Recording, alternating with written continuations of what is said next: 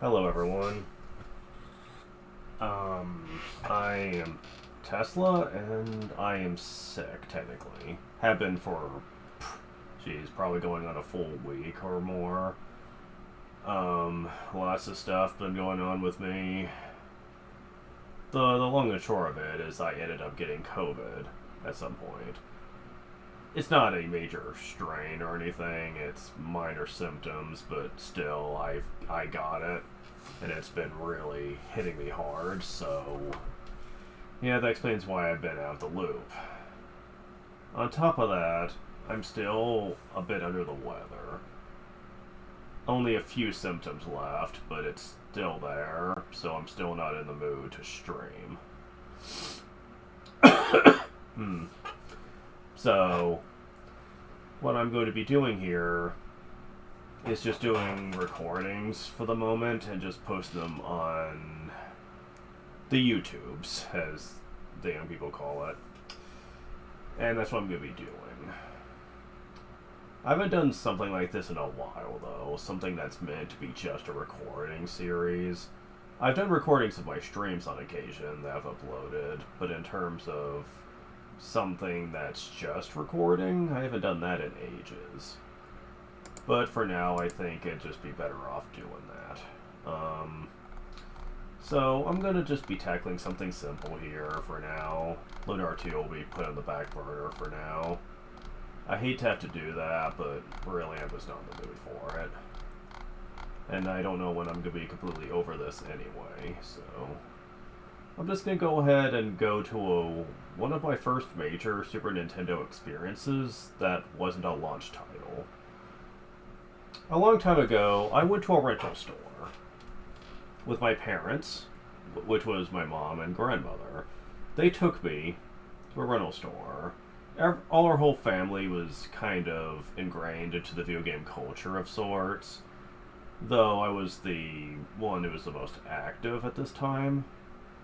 However, she wanted me to rent something for 5 days. It was a very exciting time for me just because of all the cool games they had on the shelf. Well, the game I wanted to rent was actually an adaptation of a cartoon that I watched a lot. It was called Beetlejuice. There was a video game adaptation of it, and I wanted to play that. However, my grandma looked at it and really didn't think that I was going to make the right decision with that. I would later find out that she'd be correct on that. The game really wasn't that fun. But I didn't know that. I was just a kid, you know. I didn't know any better. She noticed that there was another game that looked a lot more magical, I guess. And she wanted me to try that out, because it did really feel like the kind of games I'd be interested in. I kind of went back and forth on whether I should agree with her or not, because I really wanted to play that, but she kept convincing me that it probably wouldn't have lasted me long at all, if I even liked it to begin with. So I eventually caved and just went with her decision. All the ride home, I felt like I was going to be disappointed, though. I knew nothing about this game she wanted me to try out, and honestly, it just didn't seem like it was as eye-raising as the Beetlejuice one. It was Legend of Zelda: A Link to the Past. And I didn't really know anything about Zelda at the time. I didn't know it was a major series. I didn't know what it was about. I didn't know whether it was a action game, a puzzle game, a RPG. I didn't know what it was supposed to be. As a matter of fact, RPG games are kind of the big reason why she was so hooked onto the presentation on the box art, because it kind of did have a very RPG look to it. And when I got it home, initially I thought I was going to hate it, because the slow beginning for a young kid can be kind of a turn-off, especially if you really don't know what you're doing, which I didn't.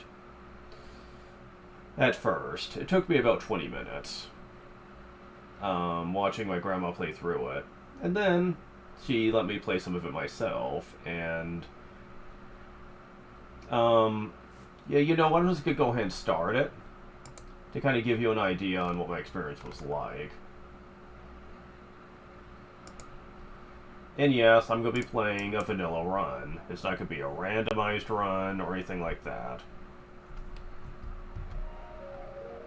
Because I want people to understand my general feelings on this game in general.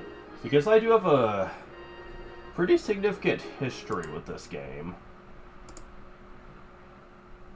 Let me go ahead and get off the stream page, or recording page in this case.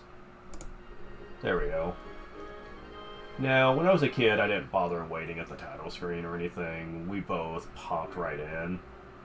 But it does give you a very nice looking opening. Good music, good visuals for the time. This was Nintendo's first big attempt at trying to make the Zelda series actually pretty respectable. Because before this, the games were mainly known for just gameplay and really not much more than that. Like, the music was good, don't misunderstand me with the other games, it's just... the gameplay was what was selling the games, though. Here, though, they were like, yeah, we can do more than that. And even to this day, I'll respect the game for it. But in the modern age, this just doesn't quite do it for me anymore. Like, I'm not saying the game is bad by any stretch. It's actually really good for a Super Nintendo title.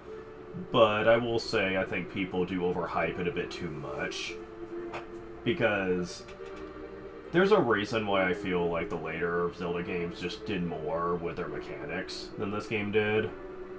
Like with this. And trust me, I'll be sure to give examples. When I first saw this, by the way, I thought that was supposed to be implying that that was a Ganon, however you pronounce it, on the throne, but that's actually supposed to be the king, who's a skeleton now, supposedly. Also, the imagery for early Super Nintendo games is pretty brutal. Just seeing person being led away, being stabbed in the butt by swords, that's kind of hardcore. Especially for a Super Nintendo game, where the worst violence we ever got was in games like Mortal Kombat, where it was just simple, like, fighting with a little bit of gore added. This game basically is showing, like, actual, like, torture and shit. Well, maybe I shouldn't say torture, but just prisoners being tormented, though. Like, that's not exactly something you saw very often back then. So yeah, that's actually really fascinating that they really took the time to do that.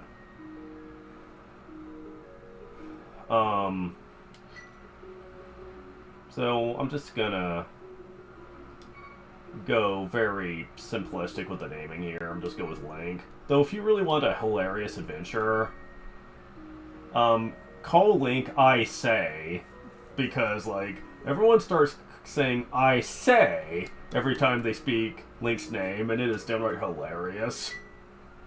It makes everyone come off like they're speaking like they're early era British. It's funny as hell.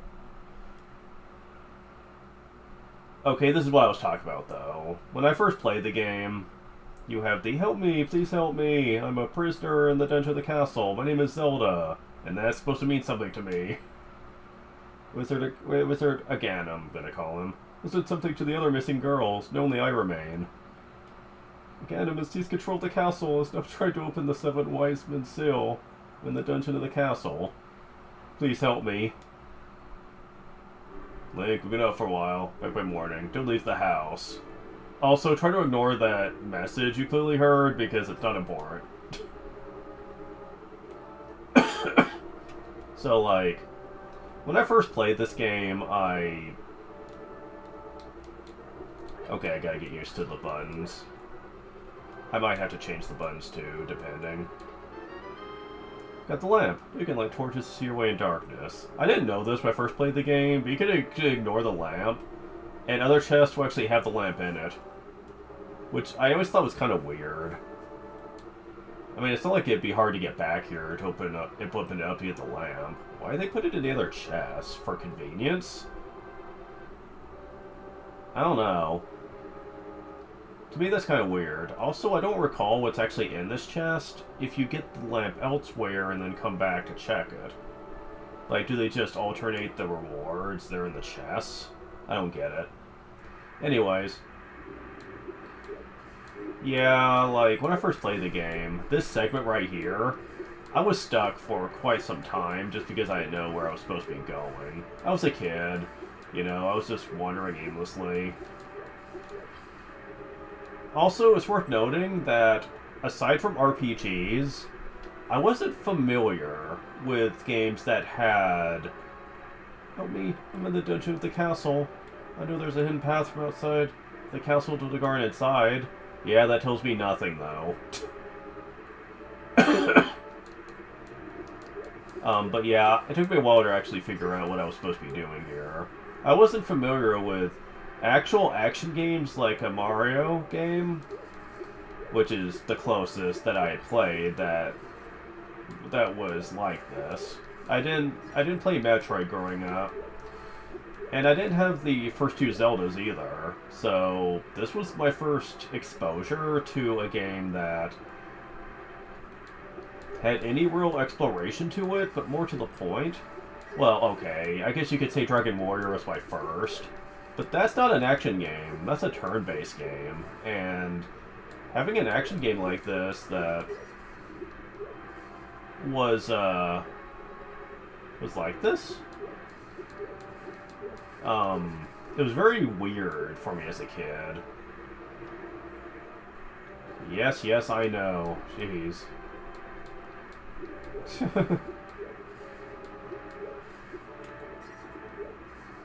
Look, I'm a young, adventurous kid, alright? It's customary to me want to go exploring, you know that?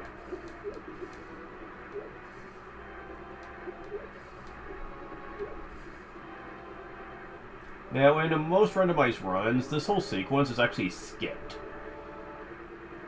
And I'm going to talk more on this later, but there's actually a very good reason why most fans want to skip it. And it's not for the reasons you would think. It's not because it's a time waster, so to speak, and they just want to get on with the run. Nah, I think there's more to it than that.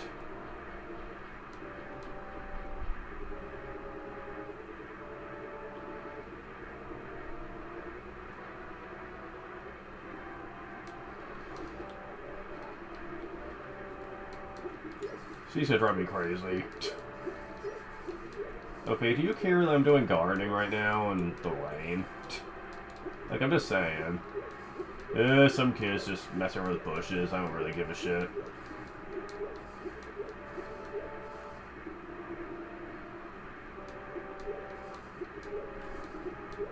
Although the fact that this young kid can, like, just sporadically lift up bushes by its roots and toss them like it's nobody's business should be a bit alarming.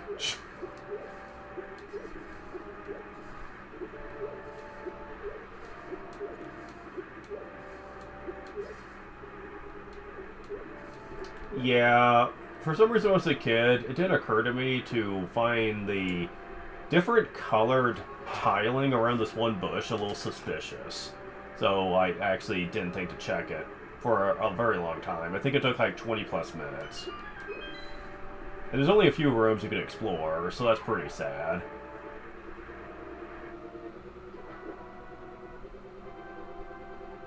Help me, I'm in the dungeon of the castle. I know there's a hidden path from outside of the castle to the garden inside. You know, I should go ahead and see if anyone's curious about this. Like on that Discord server I'm on, we'll see. Anyways. Link, didn't want you involved in this. Told you not to leave the house. Take my sword shield, listen. Focus power on the blade, hold the B button. Release it using the secret technique handed down by our people. Think you could do it. Save the princess. Zelda is your... princess? Sister? Love interest? What is she?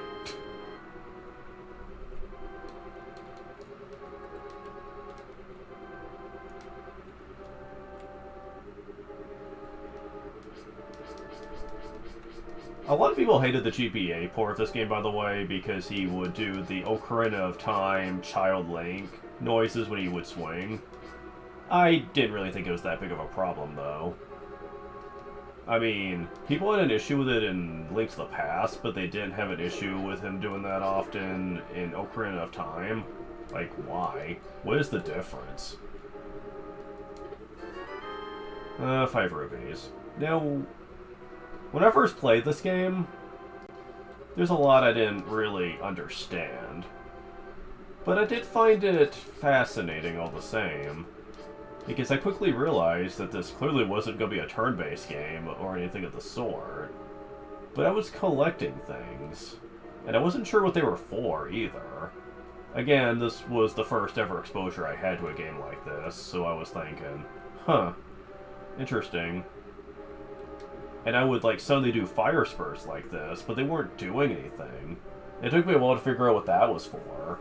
I was like, wait, what the heck? Like, what are these fire spurts for? I can't hurt enemies with it. So it's not like a Mario fireball attack or anything like that. Eventually, I just randomly was nearby one of these, and when I hit it, I was like, It's like, oh. I can light things? Certain things I can interact with? Okay. I can't remember when I discovered I could do that, though. Like, it wasn't right away, I'll say that much. Like, I think it took like an hour or so before I realized I could do that. I think I first discovered it when you have to go to the sewers. But yeah, this part of the game, I was like, oh, I have a sword and I can cut stuff. That's neat. There was something oddly satisfying about it. It was the first game where I could do something like it, so I was like... So I just started doing it everywhere, and I did notice that I would be finding stuff every so often. I didn't know what they were for, though. It was like, it was something shiny.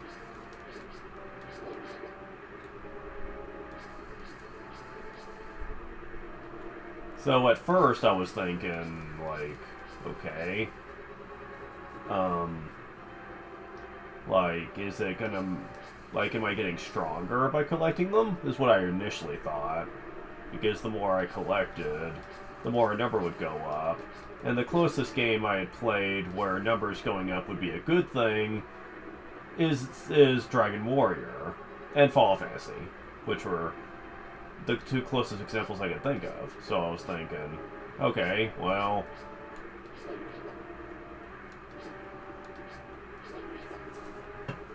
I was like, maybe this is like collecting some sort of experience points or something? I don't know.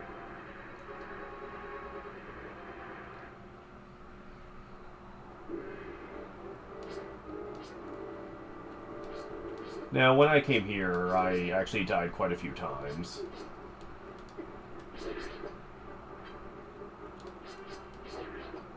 I'm really good at the game.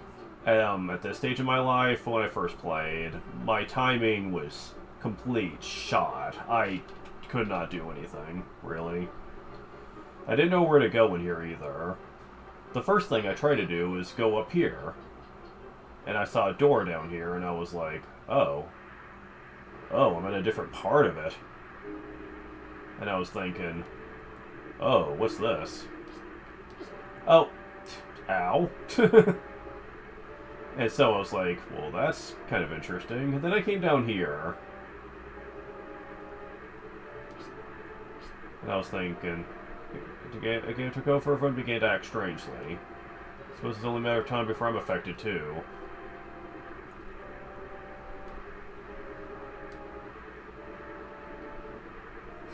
A guard that actually knows the Kingdom took over and is doing nothing to stop it. Go figure. Really makes you wonder how much the guards actually respect the royal family. When they don't really give a shit whether someone else takes over or not. I'm just saying.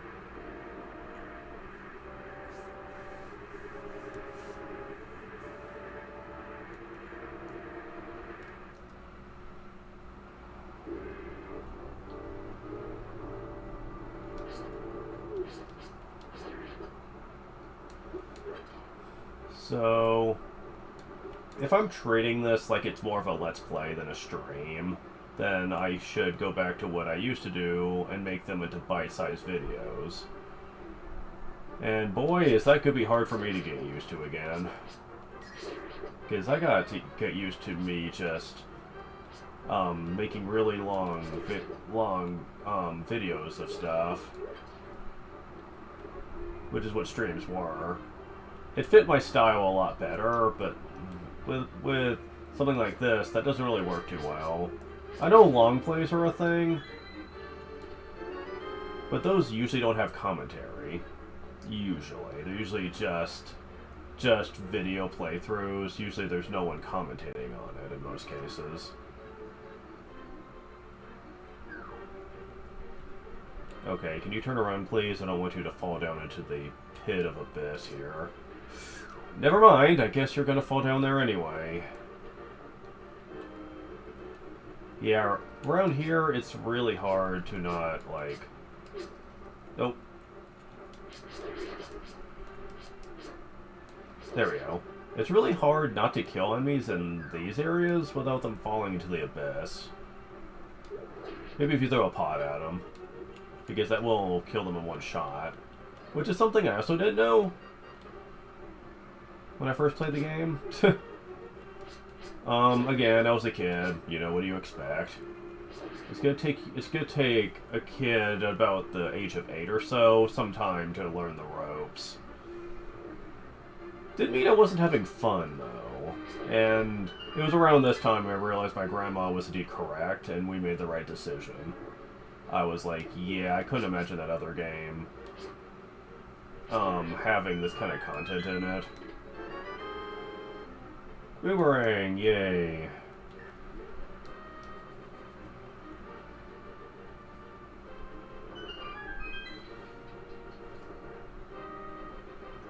Now, even to this day, I can appreciate the game for what it is, but I will not respect the game for what it isn't.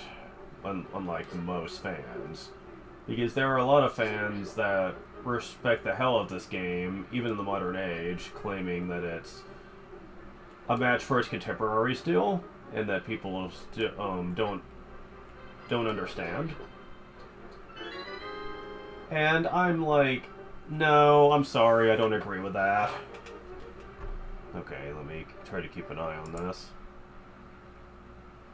Oof. We're already up to 23 minutes. That's what I get for jabbing a lot. Big key. Master key of the dungeon. Can open many locks, the small keys cannot. Right, okay. So... I'll go ahead and rescue Zelda here.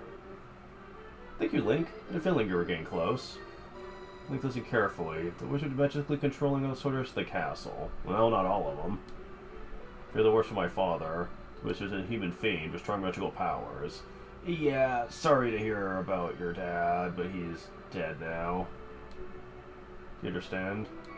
Alright, up here before the wizard notices. Secret path. First we have to go to the first floor. Let's go. Get some blue rubies. Like I said, I didn't really know what these were for when I first played, but I think I'll get back to the first floor before we actually...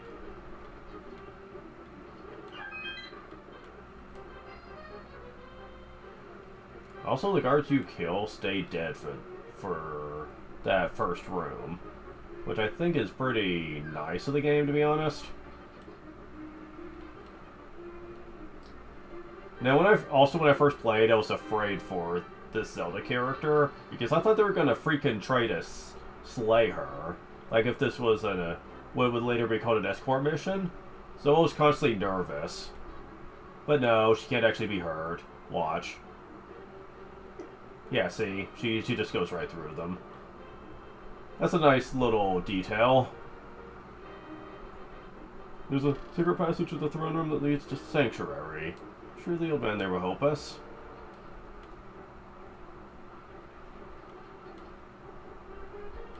Alright. The shelf should open. Do you have a light? Pitch dark inside. Let's see without one. If you're ready, let's go. Push it from the left. Yeah, oddly enough, you cannot push it from the right, which I think is a bit weird, to be honest, but whatever. Alright, I'm just gonna go ahead and stop this one here, and then we'll just carry over into the next one.